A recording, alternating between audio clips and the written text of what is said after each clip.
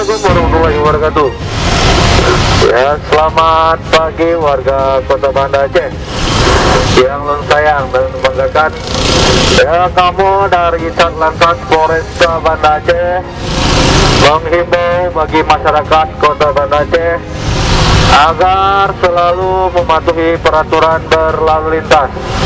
Dan kami memberitahukan kepada masyarakat Kota Banda Aceh, mulai hari ini tanggal 13 Juni sampai 26 Juni 2022 akan dilaksanakan yang namanya Operasi Patuh Selawah 2022. Jadi tetap patuhi peraturan berlalu lintas. Lengkapi surat-surat kendaraannya. Roda 2 wajib menggunakan helm depan belakang. Roda 4 selalu wajib menggunakan sabuk pengaman.